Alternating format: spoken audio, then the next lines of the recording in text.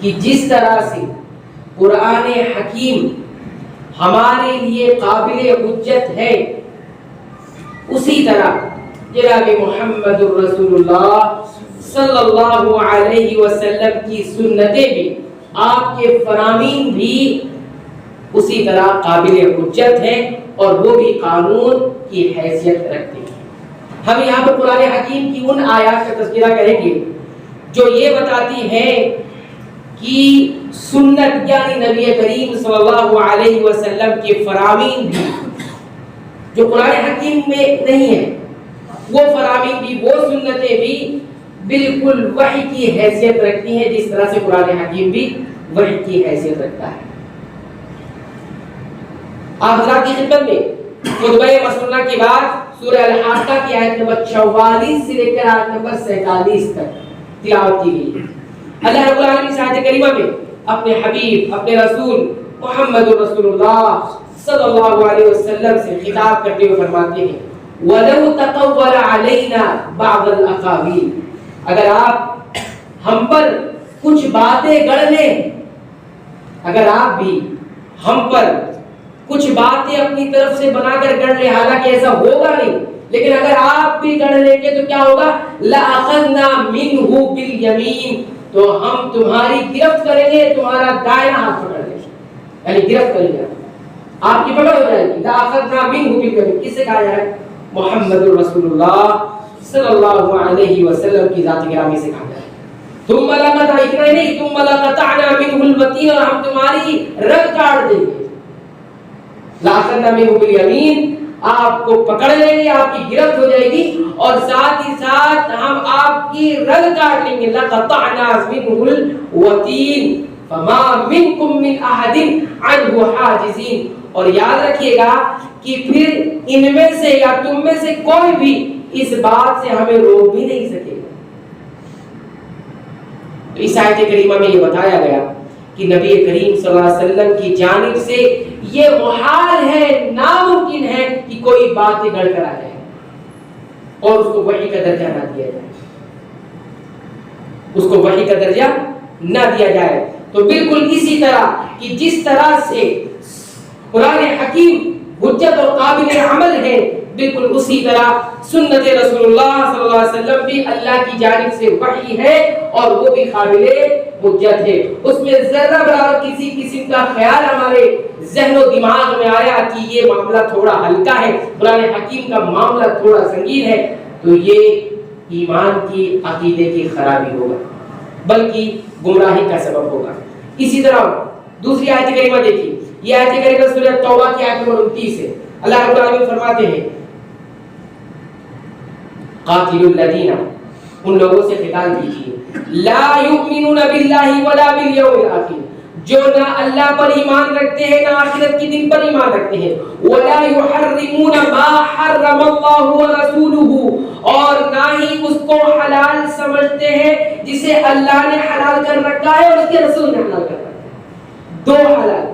دو حلال چیزیں، جو حرام چیزیں اللہ اس کے رسول نے حرام کر رکھی انہیں یہ حرام نہیں سمجھتے ہو، ایسے لوگوں سے قتال کیجئے جو نہ اللہ پر ایمان رکھتے ہیں نہ آخرت کے دن پر، اور ان سے ان کی دوسری صفت یہ ہے کہ ولا یحرمون، اور وہ حرام بھی نہیں سمجھتے ہیں کس چیز کو؟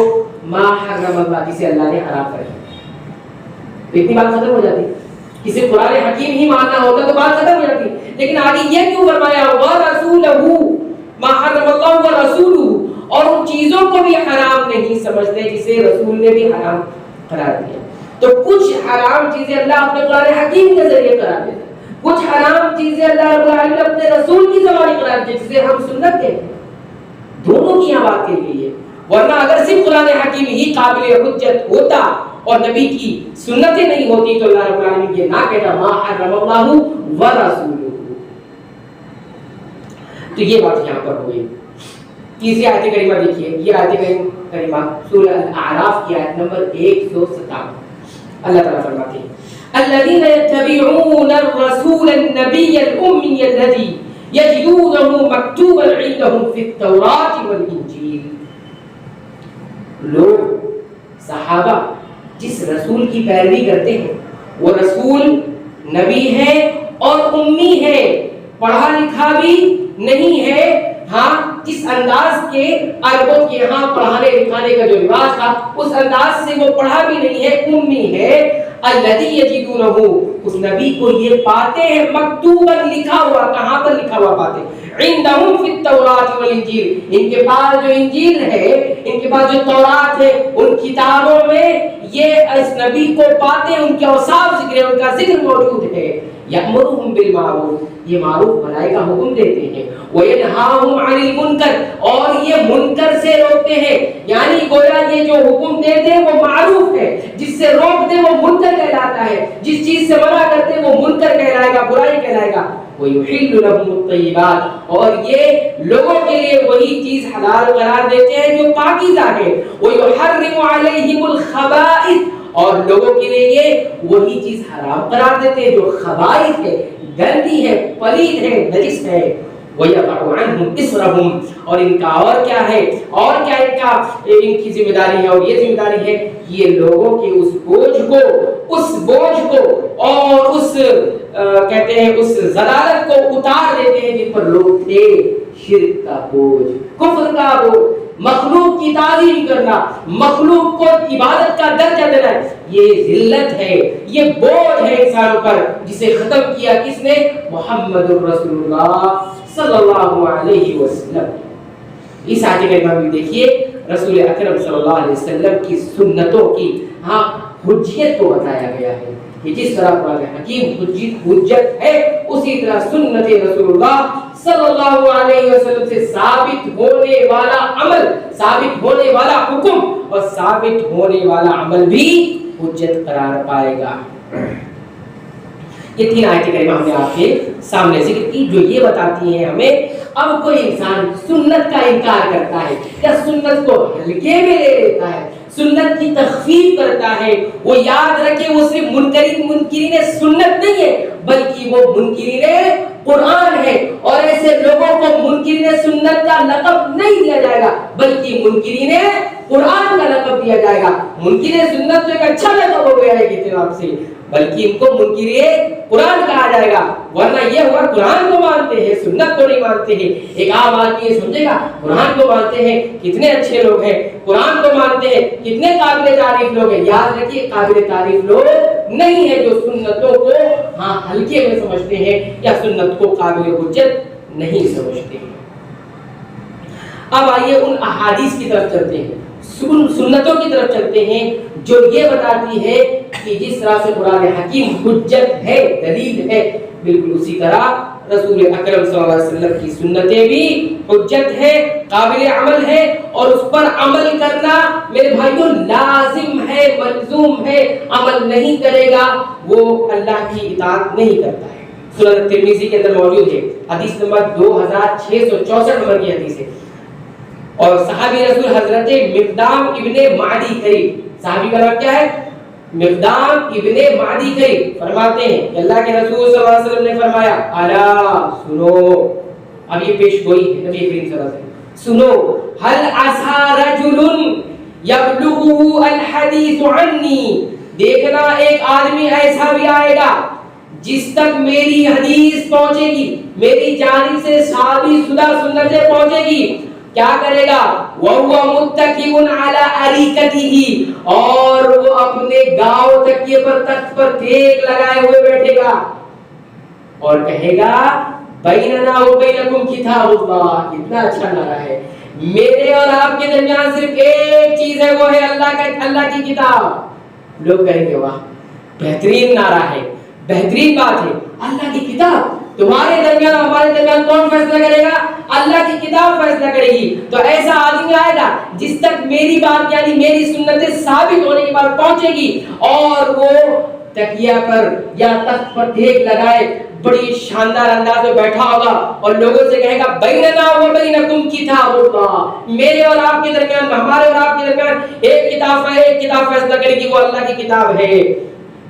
فما وجدنا فيه کیا کہے گا؟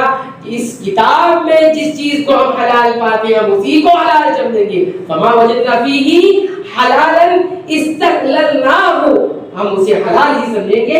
وما وجدنا فيه حراما اور اس کتاب میں جس کو ہم حرام سمجھیں گے حرام پائیں گے حرمناه اسے حرام سمجھیں گے.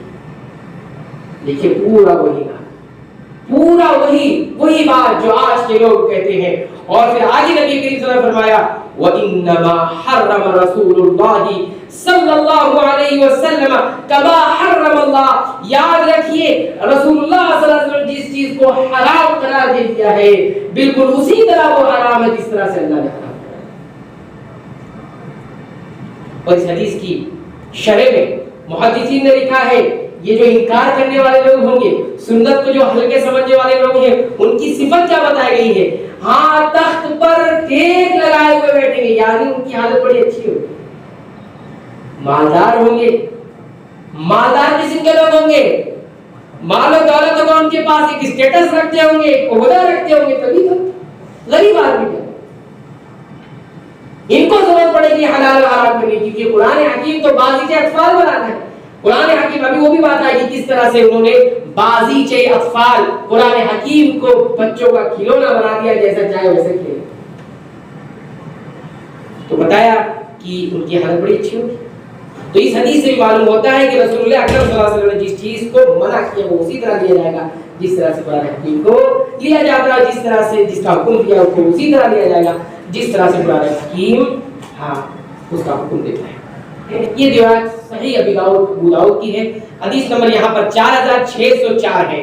فرماتے ہیں حضرت مقدام ابن معدی کریم رسول اکرم صلی اللہ علیہ وسلم سے روایت کرتے ہوئے کیا آپ صلی اللہ علیہ وسلم نے فرمایا الا سنو. یہ الا کا لفظ کس لیے آتا ہے معلوم ہے؟ الا کا لفظ ہوتا ہے خبردار کرنے کے لیے تنبیہ کرنے کے لیے. یہ جو بات اب آگے آ رہی ہے وہ بات بڑی اہم ہے وہ بات سننے کے لائق ہے وہ بات سے خبردار ہونا چاہیے. کیا ہے؟ الا سنو انی اوتیت الکتاب مجھے کتاب دی گئی ہے. رسول اللہ صلی اللہ علیہ وسلم کیا کہہ رہے ہیں؟ مجھے کتاب دی گئی یعنی قرآن حکیم دیا گیا ہے. وَمِثْلَهُ مَعَهُ اور قرآن حکیم کے مثل ہی اس کے ساتھ مجھے ایک اور چیز دی گئی ہے. کیا ہے وہ چیز؟ وہ سنت رسول اللہ صلی اللہ علیہ وسلم. اور آگے سنیے الا سنو یوشک رجل قریب ہے کہ ایک آدمی آئے گا شبعان بڑا آسودہ ہو کر. شبعان کس کو کہتے ہیں؟ پیٹ بھر لیا ہوگا ہر قسم کی دنیاوی مسائل سے بالکل بے فکر ہو کر شبعان ہو کر آسودہ ہو کر آئے گا. علی اریکتہ اپنے تخت پر ٹیک لگا کر کیا کہے گا؟ علیکم بہذا القرآن تمہیں قرآن پکڑنا لازم ہے تمہیں قرآن پکڑنا لازم ہے. فما وجدتم فيه من حکم دے گا فما وجدتم من حلال جو کچھ تم اس میں حلال پاؤ فاحلوه اسے حلال سمجھو. وما وجدتم فيه اور اس میں تم جسے من حرام پاؤ بس فحرموه اسے ہی حرام سمجھو. ایسے بہت سارے لوگ اس فکر کو رکھنے والے جہاں دیگر جگہ موجود ہیں وہاں اہل سنت والجماعت کے اندر بھی موجود ہے. دعویٰ یہ کرتے ہیں کہ ہم اہل سنت والجماعت میں سے ہیں ہم مسلمان میں سے ایسے لوگ مسلمان ہو سکتے ہیں. نبی کریم صلی اللہ علیہ وسلم نے فرمایا کہ یہ لوگ جو ہے اس طرح سے کریں گے. اور آگے اللہ کے نبی صلی اللہ علیہ وسلم ان مسائل کو بیان کیا جو مظاہر قرآن میں نظر نہیں آتے. ان تمام مسائل کو یہ کر کے ذکر کیا کہ یہ ساری چیزیں بھی میری سنتوں کے ذریعے ثابت ہے اسے ویسے ہی ثابت سمجھا جائے گا جس طرح سے قرآن حکیم. یہ حدیث بھی ہمیں بتاتی ہے کہ سنت رسول اللہ صلی اللہ علیہ وسلم حجت ہے. ایک اور حدیث سنیے یہ حدیث صحیح البخاری کی ہے. حدیث نمبر 7283 نمبر کی حدیث ہے. اللہ کے حبیب صلی اللہ علیہ وسلم کے بارے میں ابو موسیٰ الاشعری رضی اللہ تعالیٰ بیان کرتے ہیں کہ آپ نے فرمایا انما مثلی میری مثال ومثل ما بعثنی اللہ به اور ان تمام چیزوں کی مثال جسے دے کر مجھے بھیجا گیا ہے کیسی ہے؟ کمثل رجل اس آدمی کی طرح ہے اتا قومن جو کسی قوم کے پاس جاتا ہے یا قوم اور کہتا ہے اے میری قوم انی رأیت الجیش بعینی میں نے ابھی ایک لشکر دیکھا ہے اور میں تمہیں آگاہ کر رہا ہوں فالنجات، تو تھوڑا خبردار ہو جاؤ، اپنی نجات کے سامان کر لو. فاطاعه طائفة من قومه، اس قوم سے کچھ لوگ اس کی بات مان لیتے ہیں. فادلجوا، اور وہ تیاری کرتے ہیں. فانطلقوا على مهلهم، فوراً وہاں سے نکل جاتے ہیں. فنجوا، کامیاب ہو جاتے ہیں، نجات پا جاتے ہیں. وكذبت طائفة منهم، اور اسی قوم کے کچھ لوگ ہوتے ہیں انکار کرتے ہیں، ہم تیری بات نہیں مانتے، اس کے جھٹلا دیتے ہیں. فاصبحوا مكانهم، وہیں بیٹھے رہتے ہیں. فصبحهم الجيش، اور صبح سویرے وہ لشکر جس کو دیکھا ہے اس آدمی نے، وہ آتا ہے حملہ کر دیتا ہے. فاہلکهم، اور تمام لوگوں کو ہلاک کر دیتا ہے. فرمایا ابھی کبھی نبی کریم صلی اللہ علیہ وسلم نے، اسی آدمی کی مثال ہے میری مثال. میں بھی آیا ہوں اور تمہیں آگاہ کر رہا ہوں، قرآن حکیم کے ذریعے بھی آگاہ کر رہا ہوں، اور سنت رسول اللہ صلی اللہ علیہ وسلم کے ذریعے بھی آگاہ کر رہا ہوں. فرمایا فذلک مثل من اطاعنی، میری اطاعت کرنے والوں کی مثال ایسے ہی ہے. فاتبع ما جئت به، جس نے جو اتباع کر لی جو کچھ میں لے کر آیا ہوں. ومثل من عصانی، اور اس کی مثال جس نے میری نافرمانی کی ہے. وکذب بما جئت به من الحق، اور جھٹلا دیا جو کچھ میں لے کر آیا ہوں. ما جئت به بہت سی چیز آتی ہے، میں کیا لے کر آیا ہوں؟ قرآن حکیم لے کر آیا ہوں، اور سنت رسول اللہ صلی اللہ علیہ وسلم. یہ حدیث بھی بتاتی ہے کہ نجات کس میں ہے؟ قرآن حکیم کی پیروی کے ساتھ ساتھ اس کے معانی و مفاہیم کو اور اس کی عملی تصویر سنت رسول اللہ صلی اللہ علیہ وسلم کی پیروی میں ہے. اسی طرح ایک اور حدیث سنیے، یہ روایت کئی ایک کتابوں کے اندر موجود ہے، جس طرح صحیح ابن ماجہ میں، صحیح البخاری میں، صحیح مسلم میں، تمام کتابوں میں موجود ہے. ابو ہریرہ رضی اللہ تعالیٰ عنہ راوی حدیث ہے، فرماتے ہیں اللہ کے حبیب صلی اللہ علیہ وسلم نے فرمایا من اطاعنی، جس نے میری بات مانی، میری بات مانی، فقط اطاع اللہ، اس نے اللہ کی بات مانی.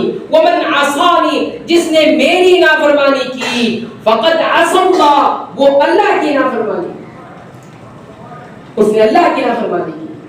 وہ اس سنت کو جھٹلا کر، سنت کے مطابق عمل نہ کر کے وہ یہ سوچے میں اللہ کی تعلیمات پر عمل کر رہا ہوں، میں اللہ کی اطاعت کر رہا ہوں، کہ وہ نہیں سکتا. ہماری زندگیوں میں دیکھیے، ہماری زندگیوں میں دیکھیے کس انداز کی نافرمانیاں ہیں، کس انداز کی مخالفت ہے. سنت کی ساری مخالفت کریں گے اور دعویٰ یہ ہے کہ ہم قرآن حکیم کو مانیں گے. کون سا ایک معاملہ بنا دی جس میں ہم سنت کی مخالفت نہ کریں؟ سنت کی مخالفت ہی اللہ کی مخالفت ہے. آپ کہاں سے قرآن حکیم سمجھیں گے؟ آپ کہاں سے قرآن حکیم سمجھیں گے؟ آپ کیا اپنے عقل کو معیار بنائیں گے قرآن حکیم؟ جس نے قرآن حکیم لا کر دیا وہ قرآن حکیم کو سمجھا نہیں، اس کی تشریحات ہمیں پسند نہیں، اس کی تشریحات کو ہم ہلکے میں لے، اس کی تشریحات کو ہم ہلکے میں لے، اس کو نظر انداز کر جائے. اور کہنے والوں نے یہ کہا صرف قرآن کی بات لی جائے گی، محمد رسول اللہ صلی اللہ علیہ وسلم کی بات کوئی لے لے تو ٹھیک ہے، اچھی بات ہے، نہ لے بھی تو کوئی فرق نہیں پڑتا ہے. فرق نہیں پڑتا ہے. اس کے علاوہ اور کیا فرق رہ جائے گا زندگی میں؟ اس کے علاوہ ہماری زندگی میں معیار کیا رہ جائے گا؟ اس کے علاوہ ہماری زندگی میں کون سا امتیاز رہ جائے گا؟ یہ بتایا نبی کریم صلی اللہ علیہ وسلم نے کہ جس نے میری بات مانی، یعنی قرآن حکیم بھی اور ساتھ ہی ساتھ سنت رسول اللہ صلی اللہ علیہ وسلم. اس کے بعد آئیے ابھی دوسرے انداز میں نبی کریم صلی اللہ علیہ وسلم نے فرمایا، یہ روایت بھی صحیح بخاری کے اندر موجود ہے، 7280 نمبر کی حدیث ہے. راوی حدیث ابو ہریرہ رضی اللہ تعالیٰ عنہ فرماتے ہیں اللہ کے حبیب صلی اللہ علیہ وسلم نے فرمایا، اب سنیے، کل امتی، میری امت کا ہر شخص یدخلون الجنہ، جنت میں داخل ہو. میری امت کا ہر شخص جنت میں داخل ہوگا، الا من ابا، مگر وہ جو خود جانے سے انکار کرتے ہیں. ہم کو نہیں جانا. صحابہ کرام بڑا اٹھے، یہ کون ہوگا بدبخت جو جنت میں جانے سے انکار کر دے گا؟ کوئی بھی نہیں ہو سکتا جو جنت میں جانے سے انکار کر دے گا. کیا معنی ہے انکار کرنے کا؟ فرمایا صحابہ کرام نے، یا رسول اللہ صلی اللہ علیہ وسلم، اے اللہ کے پیغمبر محمد رسول اللہ صلی اللہ علیہ وسلم، ومن ابا، کون انکار کر سکتا ہے، کون انکار کرے گا؟ جواب سنیے، نبی کریم صلی اللہ علیہ وسلم نے فرمایا من اطاعنی، جو میری بات مانے گا، میری اطاعت کرے گا، دخل الجنہ، وہ خود جنت میں جانے کا ہاں سرٹیفکیٹ لے لیا ہے۔ ومن عصانی، جو میری بات نہیں مانے گا، میری نافرمانی کرے گا، فقد ابا، اس نے خود انکار کیا۔ انکار کرنے کا یہ معنی نہیں ہم جنت میں نہیں جائیں گے، انکار کرنے کا معنی یہی ہے کہ ہم سنت پر مانیں گے، ہم سنت کی بات نہیں مانیں گے۔ قرآن حکیم تو آئی ہی ماننے کے لیے، ماننا سنت رسول اللہ صلی اللہ علیہ وسلم کو۔ ہماری زندگیوں میں سنت رسول اللہ کہاں ہے یہ دیکھنا ہے،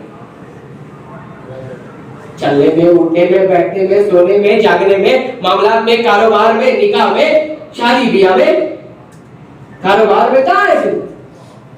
نمازوں میں، عبادتوں میں، حج میں، زکات میں، صوم میں، صلاۃ میں، کس میں ہے سنت؟ فرمایا من اطاعنی دخل الجنہ، معیار قائم کر دیا، بغیر سنت کے قرآن حکیم کو لینے کی کوشش کرے گا تو پھر وہ جنت میں جانے سے خود انکار کرنے کی جسارت کر رہا ہے۔ اب یہاں پر احادیث کو دیکھیں گے جن احادیث میں براہ راست نبی کریم صلی اللہ علیہ وسلم نے حکم دے دیا ہے کہ سنتوں کو لازم پکڑنا ہے، سنتوں پر عمل کرنا ہے۔ فرمایا نبی کریم صلی اللہ علیہ وسلم نے، یہ روایت بھی احادیث کی کئی کتابوں کے اندر موجود ہے، ابو ہریرہ رضی اللہ تعالیٰ عنہ راوی حدیث ہے، نبی کریم صلی اللہ علیہ وسلم نے فرمایا ترکت فیکم شیئین، سنو دنیا والو، میں تمہارے درمیان دو چیزیں چھوڑ کر جا رہا ہوں۔ خود رسول اللہ اعلان فرما رہے ہیں کتنی چیزیں چھوڑ کر جا رہا ہوں؟ دو چیزیں سے چھوڑ کر جا رہا ہوں، شیئین، دو چیزیں، تیسری چیز کوئی ہے ہی نہیں۔ لن تضلوا بعدہما، ان دونوں کے بعد تم کبھی گمراہ نہیں ہوگے، راستے سے ہٹو گے نہیں۔ کون سی ہے وہ جو چیز، کس کی دعوت ہم دے رہے ہیں؟ فرمایا نبی کریم صلی اللہ علیہ وسلم نے کتاب اللہ، اللہ کی کتاب یعنی قرآن حکیم، قرآن مجید۔ بات تو یہی ختم ہو سکتی تھی نا، بات ختم نہیں ہوئی ہے۔ فرمایا وسنتی، اور میں اپنی سنتیں چھوڑ کے، میں اپنی سنتیں چھوڑ کر جا رہا ہوں۔ کتاب اللہ کو ماننا پڑے گا اور ساتھ ہی ساتھ سنت رسول اللہ کو بھی ماننا پڑے گا۔ یہاں پر کسی کی نہیں چل سکتی، کوئی کتنا بڑا بھی ہو جائے، رسول اللہ صلی اللہ علیہ وسلم سے بڑا نہیں ہو سکتا۔ دنیا میں احترام کے قابل ہے جتنے لوگ، دنیا میں احترام کے قابل ہے جتنے لوگ، میں سب کو مانتا ہوں مگر مصطفیٰ کے بعد صلی اللہ علیہ وسلم۔ شخصیتیں قابل احترام ہو سکتی لیکن نبی کریم صلی اللہ علیہ وسلم سے زیادہ نہیں ہو سکتی۔ حجت اور قانون کی حیثیت رسول اللہ صلی اللہ علیہ وسلم کی بات ہوگی جو خود قرآن حکیم کے ذریعے وحی کی جاتی ہے۔ اور آگے فرمایا وَلَن يَتَفَرَّقَا، غور سنیے، وَلَن يَتَفَرَّقَا، ان دونوں باتوں سے الگ نہیں ہونا، کب تک؟ حَتَّى يَرِدَ عَلَيَّ الْحَوْض، جب تک یہ تم میرے پاس حوض کے پاس نہ ملاقات کرو۔ حوض جو نبی کریم صلی اللہ علیہ وسلم کے اوپر کیے جانے والی نعمتوں میں سے ایک بہت بڑی نعمت ہے، جو قیامت کے دن جو ہے رسول اکرم صلی اللہ علیہ وسلم کو عطا کیا جائے گا، حوض کوثر، وہاں پر میری ملاقات، اس وقت تک الگ نہ ہونا۔ یا گویا معلوم یہ ہوا کہ کتاب اللہ کی اتباع اور سنت رسول اللہ کی اتباع آخری سانس تک ہوگی۔ ایسا نہیں ہوگا کہ کسی زندگی کے کسی مرحلے میں ہاں قرآن حکیم باقی رہ جائے گا، سنت رسول اللہ نہیں ہے، نفر رکھا، یہ الگ نہیں ہونا چاہیے اس وقت تک جب تک کہ تم سب مجھ سے ملاقات کہاں کرو، حوض کوثر۔ تو اس میں باقاعدہ حکم دیا گیا ہے، باقاعدہ حکم دیا گیا ہے، بڑی شد و مت کے ساتھ حکم دیا ہے۔ ایک اور حدیث سنیے، یہ حدیث صحیح ابو داؤد کے اندر ہے، حدیث نمبر 4607 نمبر کی حدیث ہے۔ اس حدیث کے راوی عرباض بن ساریہ صحابی ہیں، فرماتے ہیں اللہ کے نبی صلی اللہ علیہ وسلم نے فرمایا، کہتے ہیں کہ رسول اکرم صلی اللہ علیہ وسلم نے ایک مرتبہ ہمیں جو ہے صبح کی نماز پڑھائی، ایک نماز پڑھائی اور اس کے بعد ہماری طرف متوجہ ہوئے۔ جیسے ہم دیکھتے ہیں کہ امام نماز پڑھانے کے بعد عوام کی طرف متوجہ ہو جاتا ہے، چہرہ کر لیتا ہے، ایسی نبی کریم صلی اللہ علیہ وسلم نے چہرہ کیا، فوعظنا، اور ہمیں نصیحت کی، موعظۃ بلیغۃ، بہت جامع نصیحت، ایسی نصیحت ذرفت منها العیون، آنکھیں بہنے لگی، آنکھوں سے آنسو آتے ہیں۔ فرمایا وجلت منها القلوب، اور دل جو ہے تھرتھرانے لگے، دل کانپنے لگے۔ معلوم یہ ہوا کہ نبی کریم صلی اللہ علیہ وسلم کی سنتوں پر جو عمل کرتے ہیں، ان کی بات جو سنتے ہیں، ایمان کی علامت یہ ہے کہ اس سے آنکھوں سے آنسو آتے ہیں اور دل تھرتھرانے لگتے ہیں۔ اگر ایسی کیفیت پیدا نہیں ہوتی تو یاد رکھیے ہمارے دلوں کے اندر، ایمان کے اندر سنت رسول اللہ صلی اللہ علیہ وسلم کی حقیقی معنوں میں عظمت نہیں ہے۔ فرمایا ایسی نصیحت کی کہ آنکھیں جو ہے بہ پڑی، دل جو ہے کپ کپانے لگے۔ پھر کہنے والے نے کہہ دیا، کیا کہا؟ اے اللہ کے رسول صلی اللہ علیہ وسلم کأن هذه موعظۃ مودع، یہ تو ایسا لگتا ہے کہ کوئی ودا لینے والا نصیحت کر رہا ہے۔ ودا لینے والے تو ایسی نصیحت کرتے ہیں جس سے آنکھوں میں آنسو آ جاتے ہیں اور دل جو ہے نرم پڑنے لگتا ہے، کوئی جا رہا ہے اور نصیحت کر کے جا رہا ہے، ایسا معلوم ہوتا ہے۔ تو صحابہ نے فرمایا اگر بات ایسی ہی ہے تو فماذا تعهد الینا، آپ چلے جائیں گے تو کچھ نصیحت کر دیجئے، کچھ عہد و پیمان ہم سے لے لیجئے۔ فرمایا اوصیکم بتقوی اللہ، میں تم کو وصیت کرتا ہوں اللہ کا تقوی اختیار کرنا، اللہ سے ڈرتے رہنا، والسمع والطاعہ، سننا کان بھی لگانا، والطاعہ اور مان بھی لینا، اس کو کرنا بھی، اللہ کا تقوی اختیار کرنا، باتیں میری سننا بھی، سنے بغیر طاعت کیسے کرو گے، سننا بھی اور ساتھ ہی ساتھ اس پر عمل کرنا، اس کو مان بھی لینا۔ اور پھر فرمایا وَإِنْ عَبْدًا حَبَشِيًّا، اور گرچہ تمہارے اوپر کوئی حبشی غلام ہی کیوں نہ وہ بات بتا رہا ہو یا وہ حاکم ہی کیوں نہ بن گیا ہو۔ اور پھر فرمایا فَإِنَّهُ مَن يَعِشْ مِنكُم بَعْدِي، یاد رکھنا میرے بعد تم میں سے جو رہے گا، فَإِنَّهُ مَن يَعِشْ مِنكُم بَعْدِي، میرے جانے کے بعد تم میں سے جو لوگ یہاں رہیں گے، فَسَيَرَىٰ اخْتِلَافًا كَثِيرًا، بہت اختلاف دیکھیں گے، یہاں اختلاف وہاں اختلاف، وضو میں اختلاف، نماز میں اختلاف، اس میں اختلاف اس میں اختلاف، کیسے کرنا ہے ایسے کرنا ہے، کوئی کچھ کہہ رہا ہے کوئی کچھ کہہ رہا ہے، بہت اختلافات دیکھو گی، عقیدے میں اختلاف، مسائل میں اختلاف بہت دیکھو گی۔ تو میری اس بات بھی سن لو، اس اختلاف میں کیسے آپ کو رہنا ہے۔ فرمایا فعلیکم بسنتی، میری سنت کو لازم پکڑ لینا۔ جب میری بات واضح ہو جائے کہ یہ رسول اکرم صلی اللہ علیہ وسلم کا حکم ہے، یہ رسول اکرم صلی اللہ علیہ وسلم کا عمل ہے، آپ نے کیا ہے تو بس اسی کو پکڑ لینا، اسی پر لازم رہنا۔ وسنت الخلفاء الراشدین المہدیین، اور کس کو لازم پکڑ لینا؟ خلفاء راشدین، چاروں خلفاء، وہاں موجود ہے تو موجود ہے، وہاں موجود نہیں ہے تو نہیں ہے وہ۔ فرمایا تمسکوا بہا، اس کو پکڑ لینا، وعضوا علیہا بالنواجذ، اور اپنے دانتوں تلے دبا لینا۔ نواجذ آخری دانت کو کہا جاتا ہے، جو سب سے آخر میں جو دانت ہوتا ہے نواجذ اسے کہا جاتا ہے۔ اس دانت سے جب کوئی چیز پکڑ لی جاتی ہے تو چھڑانا مشکل ہو جاتا ہے، اس سے چھڑانا مشکل ہو جاتا ہے، بڑا طاقتور اس کی پکڑ ہوتی ہے۔ فرمایا ایسے ہی سنتوں کو پکڑ لینا۔ وَإِيَّاكُمْ وَمُحْدَثَاتِ الْأُمُورِ، نئے نئے معاملات، نئی نئی باتیں جو لوگوں نے ایجاد کر لی ہے، بچتے رہنا۔ وَإِيَّاكُمْ مُحْدَثَاتِ الْأُمُورِ فَإِنَّ كُلَّ مُحْدَثَةٍ بِدْعَةٌ، یاد رکھنا یہ جو نئی نئی باتیں بنا لی گئی ہے، کبھی عقیدت کے نام پر، رسول کی محبت کے نام پر، اس کے نام پر، اس کے نام پر، یہ بدعت اچھی ہے، یہ ایسا ہے، اس کے پیچھے یہ مقصد ہے، وہ مقصد ہے، سب سے بچتے رہنا، کیونکہ ہر طرح کی گڑے ہوئے عمل، بنائے ہوئے عمل جو خلفاء راشدین کے زمانے میں نہیں تھے، خیر القرون میں نہیں تھے، یہ سب بدعت ہے۔ وَكُلُّ بِدْعَةٍ ضَلَالَةٍ، یاد رکھنا ہر بدعت گمراہی ہے۔ تم اس راہ پر چل رہے ہو جو راہ اللہ تک نہیں پہنچائے گی، جو راہ تمہیں جنت تک نہیں پہنچائے گی۔ آدمی چلتا ہے اسی راہ پر جس راہ کو اچھا سمجھتا ہے، لیکن راستہ صحیح معلوم تو ہو۔ کسی انسان نے غلط راستے کو ہی صحیح راستہ سمجھ لیا ہو، کیا وہ رکے گا؟ وہ تو اسی پر چلے گا۔ اس میں بات لگا حکم دیا گیا کہ اللہ کے نبی صلی اللہ علیہ وسلم کی سنتوں کو تھاما جائے۔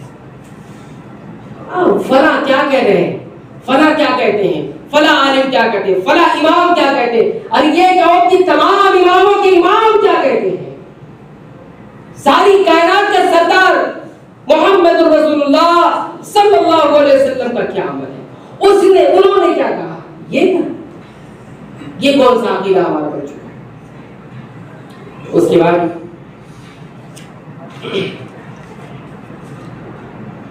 اب یہاں پر ہم صحابہ کرام کا عمل دیکھیں کس طرح سے سنت رسول کو تھامے تھے. انہوں نے تفریق نہیں کی کبھی قرآن اور حدیث کے اندر. قرآن اور سنت رسول اللہ کے اندر تفریق نہیں کی. اگر ثابت ہو جاتی بات کہ یہ سنت رسول اللہ ہے, قرآن میں نظر نہیں آتی, کوئی مسئلہ نہیں. دیکھیے ایک واقعہ سنیں. حضرت عبداللہ ابن عمر فرماتے اللہ کے رسول صلی اللہ علیہ وسلم نے سونے کی یا چاندی کی ایک انگوٹھی بنوائی. ایک انگوٹھی بنوائی, وہ اس کا ایک مقصد تھا, اور اس انگوٹھی کا جو فص نگینے والا ہے, جس میں پتھر یا نگینا ہوتا ہے, اس کو آپ نے کہاں رکھا, آگے رکھ لیا. عام طور سے انگوٹھی کہاں رکھی جاتی ہے, اس کا اوپر والا حصہ یہاں لوگ پہنتے ہیں نا. رسول اکرم صلی اللہ علیہ وسلم کہاں پہنتے تھے, یہاں پہنتے تھے. اس کا اگلا حصہ یہاں رہتا. اور پھر کہتے ہیں کہ نبی کریم صلی اللہ علیہ وسلم نے جب جو ہے اس کو بنوایا تو اس کے فص کو یعنی نگینے کے حصے کو آگے رکھا, اور اس پہ نقش کیا کروایا کہ اس پہ کچھ نقش کر دیا جائے. کیا نقش کروایا, محمد رسول اللہ, محمد اللہ کے رسول. اس پہ یہی کرا ہوا. آپ نے دیکھا بھی ہوگا اس کی تصویر. بہرحال لوگوں نے جب دیکھا کہ رسول اکرم صلی اللہ علیہ وسلم نے کیا ہے, سب لوگوں نے ہوگا. کس نے دیکھا, صحابہ کرام نے دیکھا. یہ تھوڑی ڈھونڈنے بیٹھے کہ قرآن حکیم میں آیا کہ نہیں انگوٹھی بنوانا ہے کہ نہیں بنوانا ہے. رسول اکرم صلی اللہ علیہ وسلم نے کیا. اب یہ نہیں دیکھا کس مقصد سے کیا, کس وجہ سے کیا, کر لیا. لوگوں نے بھی اسی طرح کی انگوٹھی بنوائی. جب اللہ کے رسول صلی اللہ علیہ وسلم نے دیکھا کہ لوگوں نے اس کو بنا لیا ہے, آپ نے اتار پھینک دیا. آپ نے انگوٹھی کو اتار کے پھینک دیا اور کہا پھر میں اسے نہیں پہنوں گا. اس کے بعد آپ صلی اللہ علیہ وسلم نے کیا کیا, چاندی کی انگوٹھی. پہلے میں بتایا گیا کہ سونے یا چاندی کی, بعد میں بتایا کہ چاندی کی انگوٹھی. تو غالباً یہ حکم نہیں نازل ہوا تھا کہ مردوں کے لیے سونا حرام ہے, تو چاندی کی انگوٹھی بنوائی. لوگوں نے دیکھا کہ آپ نے چاندی کی انگوٹھی بنوائی ہے تو ہم نے بھی بنوائی. لوگوں نے بھی بنوا لی. کون لوگ تھے بھائی, کون لوگ تھے, سنت کو ماننے والے لوگ تھے. ابن عمر کہتے ہیں نبی کریم صلی اللہ علیہ وسلم کے بعد وہ جو انگوٹھی تھی بعد میں حضرت ابوبکر صدیق رضی اللہ عنہ نے پہنی, اس کے بعد عمر رضی اللہ تعالیٰ عنہ نے پہنی, اس کے بعد عثمان رضی اللہ تعالیٰ عنہ نے پہنی, اور پھر اس کے بعد عثمان رضی اللہ تعالیٰ عنہ کے دور میں وہ ایک کنویں میں, علیس کنویں میں جا کر گر گئی, کھو گئی, پھر نہیں. معلوم کیا ہوا, لوگوں نے یہ تفریق نہیں کی. یہ رسول اکرم صلی اللہ علیہ وسلم کا عمل ہے, اس کو مانا بھی جائے, چھوڑ بھی دیا جائے, چل سکتا ہے, چلا نہیں. معلوم یہ پڑا کہ صحابہ کرام کا یہ ایمان اور یہ عقیدہ تھا کہ جس طرح سے قرآن حکیم قابل حجت اور عمل ہے, نبی کریم صلی اللہ علیہ وسلم کا عمل بھی قابل. بعد میں رسول اکرم صلی اللہ علیہ وسلم کی وضاحت کیسے کیا ہے وہ احکامات الگ ہے, لیکن یہاں پہ میں صحابہ کا عمل بتا. اسی طرح ایک اور بات سنیے, ایک اور عمل سنیے صحابہ کرام کا. یہ جو میں نے ابھی روایت پڑھی یہ صحیح بخاری کے اندر موجود ہے. دوسری روایت یہ دیکھیے, یہ صحیح ابو داؤد کے اندر, مسند احمد بن حنبل کے اندر بھی موجود ہے. ابو سعید الخدری راوی حدیث ہے, فرماتے ہیں معاملہ کیا تھا, رسول اکرم صلی اللہ علیہ وسلم اپنے صحابہ پر نماز پڑھا رہے تھے, امامت کر رہے تھے. اچانک کیا ہوا, آپ نے اپنی جوتی جو عرب پہنا کرتے تھے اس جوتی کو جو ہے اچانک نکال کے نماز کیا کرتے, نکال کے سائڈ دائیں جانب کر دیا, ان یساری دائیں جانب کر دیا. لوگوں نے دیکھا جو پیچھے نماز پڑھ رہے تھے, سبوں نے اپنے اپنی وہ جو جوتی تھے, وہ جو جوتے تھے سب نکال کے دائیں طرف. رسول اکرم صلی اللہ علیہ وسلم کی نماز ختم ہوئی. پوچھا میں نے نکالا تو میری بات سمجھ گیا, آپ لوگوں کو کس چیز نے مارا اس چیز کو کرنے پر؟ صحابہ کرام کا جواب سنیے, کتنا معصوم سا جواب, کتنا پیارا سا جواب. فرمایا رائنا کا, ہم نے آپ کو دیکھا ہے, آپ نے جوتا اتار کر دائیں جانب رکھا ہے, ہم نے بھی اپنا جوتا اتار کر دائیں جانب رکھا. اور لوگوں کی بدبختی دیکھیے, لوگوں نے کہا یہ بیوقوف لوگ ہیں. صحابہ کرام کو بیوقوف تک لوگوں نے کہا. انہیں مسلمان میں رہنے والے کچھ لوگ ہیں جو صحابہ کرام کو بیوقوف کہتے ہیں. کیسے بیوقوف لوگ ہیں, دیکھو ہر چیز پر ہو گیا.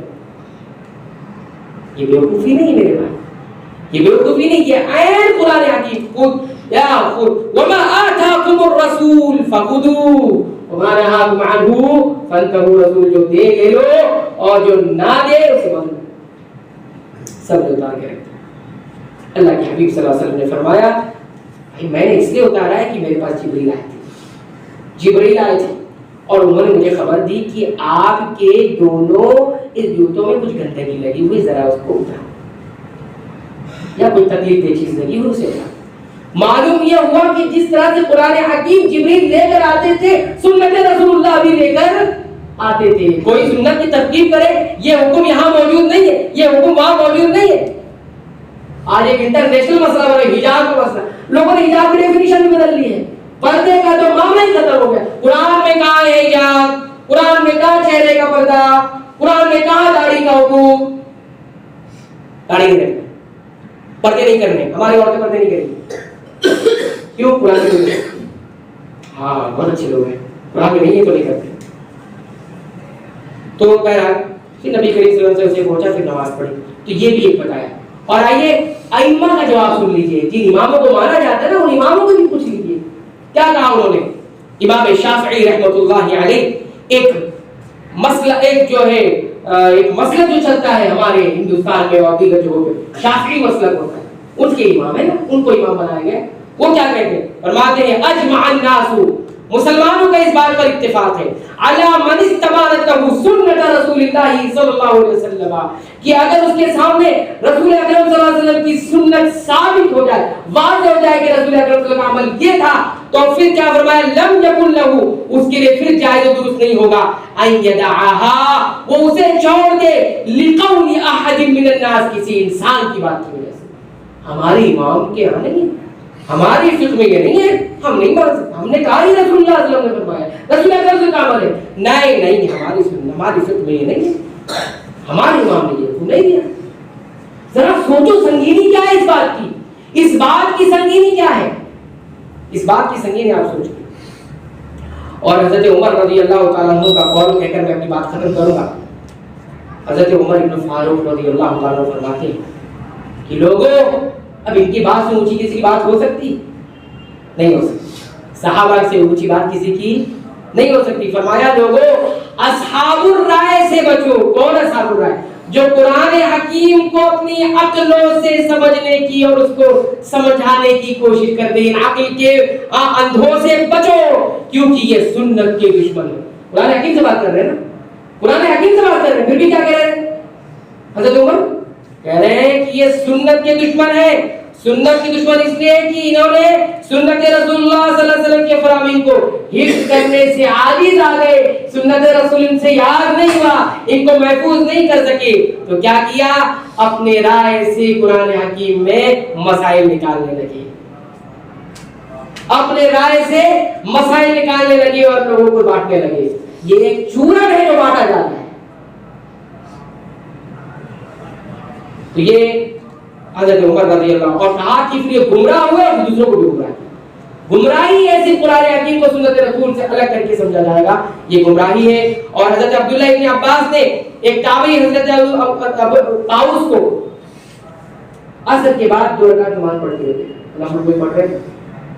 کہا نفل نہیں پڑھیے، نفل نہیں پڑھیے. انہوں نے کہا ہم پڑھیں گے، ہم پڑھیں گے 2 رکعت. کہا حضرت عبداللہ ابن عباس رضی اللہ تعالیٰ عنہ نے نبی کریم صلی اللہ علیہ وسلم نے عصر کے بعد نفل نماز پہ منع کیا ہے. مسئلہ بتایا رسول اللہ صلی اللہ علیہ وسلم.